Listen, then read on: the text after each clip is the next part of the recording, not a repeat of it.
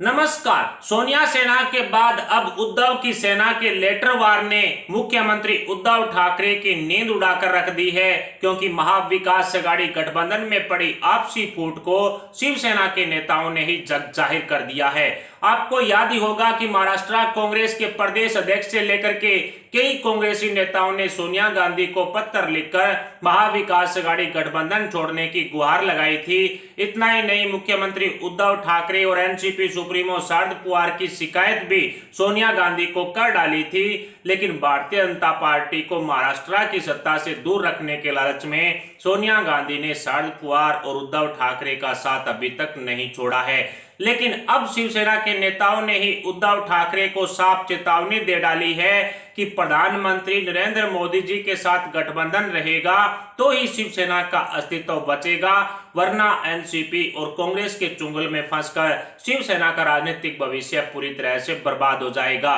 शिवसेना नेता प्रताप सरनाईक द्वारा उद्धव ठाकरे को लिखे गए पत्र में साफ कहा गया था कि एनसीपी और कांग्रेस मिलकर शिवसेना को खोखला कर रहे हैं। बीजेपी के साथ रहकर ही शिवसेना के राजनीतिक भविष्य को बचाया जा सकता है। शरद पवार और सोनिया सेना पर गंभीर आरोप लगाते हुए प्रताप सरनाईक ने उद्धव ठाकरे से महाविकास अघाड़ी गठबंधन तोड़कर बीजेपी के साथ गठबंधन में जाने की गुहार लगाई थी, जिसके बाद काफी ज्यादा बवाल महाराष्ट्र की राजनीति में हुआ और प्रताप सरनाईक के बाद अब शिवसेना के एक और नेता ने महाराष्ट्र की राजनीति में लेटर बम फोड़कर जबरदस्त धमाका कर दिया है, जिसमें एनसीपी सुप्रीमो शरद पवार को शिवसेना का सबसे बड़ा दुश्मन बताया गया है। दरअसल शिवसेना नेता विकास गोगावले ने अपने एक बयान में साफ कहा है कि शिवसेना की असली दुश्मन बीजेपी नहीं है, बल्कि एनसीपी सुप्रीमो शरद पवार की पार्टी उद्धव सेना की सबसे बड़ी दुश्मन है। विकास गोगावले ने साफ कहा है कि मुख्यमंत्री उद्धव ठाकरे को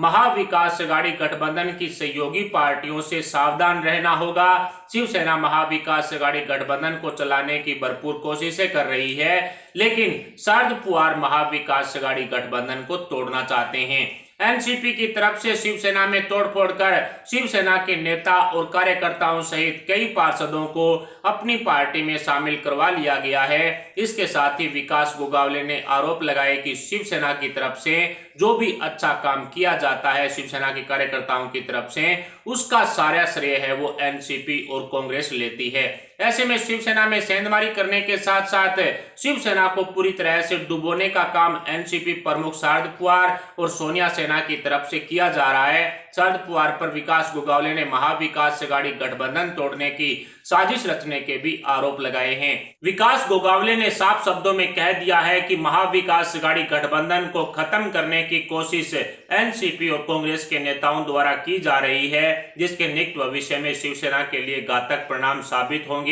विकास गोगावले ने आगे कहा कि कांग्रेस के 4 पूर्व पार्षद और शिवसेना के एक पार्षद पिछले महीने एनसीपी के प्रदेश अध्यक्ष जयंत पाटिल की मौजूदगी में एनसीपी में शामिल हुए थे। ऐसे में हम अपने गठबंधन को बचाने की कोशिश कर रहे हैं, लेकिन एनसीपी इसे खराब करने के लिए काम कर रही है। इससे पहले भी कांग्रेस और शिवसेना के कई पार्षदों और नेताओं ने अजीत पवार की मौजूदगी में एनसीपी को ज्वाइन कर लिया था, जिसके बाद शिवसेना नेताओं का भी गुस्सा फूटा और प्रताप सरनाईक के जरिए एक लेटर बम का विस्फोट महाराष्ट्र की राजनीति में हुआ, जिसमें साफ तौर पर कहा गया था कि शिवसेना को सिर्फ मोदी जी के नाम से ही वोट मिल सकते हैं, उद्धव ठाकरे की बीजेपी के साथ गठबंधन करने में ही भलाई है। प्रताप सरनाईक और विकास गोगावले के अलावा भी कई बार महाविकास अघाड़ी गठबंधन को खत्म करने की आवाजें उठ चुकी है, जिसमें शिवसेना और कांग्रेस की तरफ से गंभीर आरोप एनसीपी प्रमुख शरद पवार पर लगाए गए थे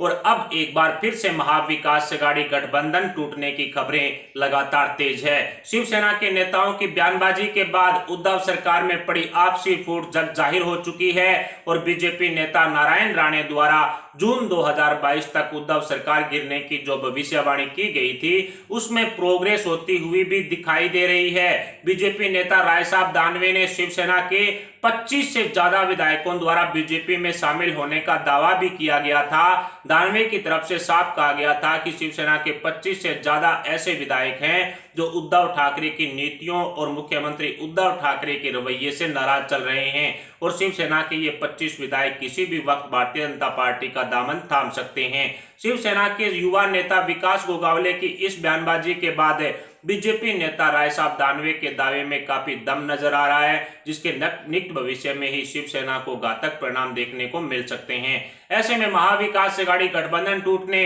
और उद्धव सरकार गिरने के कयास लगातार लगाए जाने शुरू हो चुके हैं। इसके अलावा उद्धव सरकार में पूर्व गृह मंत्री अनिल देशमुख 100 करोड़ रुपए वसूली कांड को अंजाम देकर जेल की सलाखों के पीछे जा चुके हैं। उसके बाद उद्धव सरकार के दूसरे मंत्री और एनसीपी प्रमुख शरद पवार के दाएं हाथ माने जाने वाले नवाब मलिक टेरर फंडिंग के आरोप में जेल की सलाखों के पीछे पहुंच चुके हैं और अब उद्धव सरकार के परिवहन मंत्री अनिल परब पर केंद्रीय जांच एजेंसियों ने शिकंजा कस लिया है। अनिल परब उद्धव ठाकरे के काफी नजदीकी माने जाते हैं और अनिल परब के 7 ठिकानों पर ईडी ने छापेमारी कर बड़ी कार्रवाई को अंजाम दिया है। उद्धव सरकार में हो रहे एक से बढ़कर एक घोटालों में उद्धव सरकार के मंत्री जेल की सलाखों के पीछे जा रहे हैं। ऐसे में शिवसेना बीएमसी का चुनाव कैसे जीतेगी, ये एक बड़ा सवाल उद्धव ठाकरे के सामने खड़ा हो चुका है। एक तरफ एनसीपी सुप्रीमो शरद पवार के इशारे पर शिवसेना में तोड़फोड़ कर शिवसेना के नेताओं को राष्ट्रवादी कांग्रेस पार्टी में शामिल करवाया जा रहा है,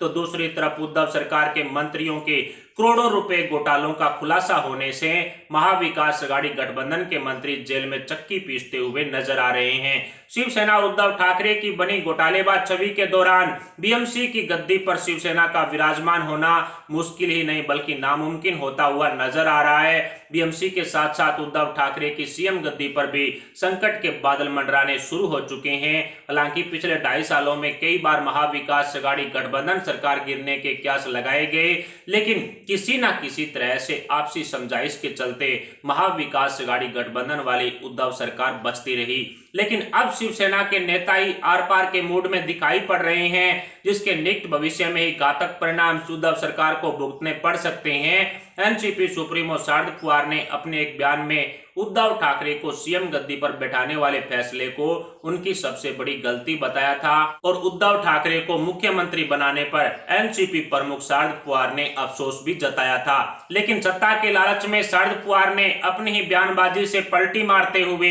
महाविकास अघाड़ी गठबंधन वाली उद्धव सरकार को हरी झंडी दे दी। लेकिन अब परिस्थितियां पूरी तरह से बदल चुकी है, क्योंकि शरद पवार को अपने दो नेताओं को जांच की आंच से बचाने की बड़ी चुनौती से गुजरना है और अजीत पवार के बागी रुखों को भी संभालने वाली बड़ी चुनौती का सामना करना है, क्योंकि चाचा भतीजा में कुछ भी ठीक नहीं चल रहा है और अजीत पवार कई बार एनसीपी सुप्रीमो शरद पवार का साथ छोड़ने वाली बयानबाजी और इस तरह की हरकतें कर चुके हैं। ऐसे में एनसीपी सुप्रीमो शरद पवार द्वारा अपने परिवार और अपनी पार्टी एनसीपी के राजनीतिक भविष्य को सुधारने के लिए कोई बड़ा फैसला लिया जा सकता है, जिसके संकेत शिवसेना के युवा नेता विकास गोगावले ने दे दिए हैं कि महाविकास अघाड़ी गठबंधन को खत्म करने की साजिश शरद पवार की तरफ से रची जा रही है। हालांकि ये सब कल्पनाएं हैं, लेकिन धरातल पर इसे सच साबित होने में कितना वक्त लगेगा ये तो आने वाला वक्त ही बताएगा। लेकिन इतना साफ है कि महाविकास अघाड़ी गठबंधन में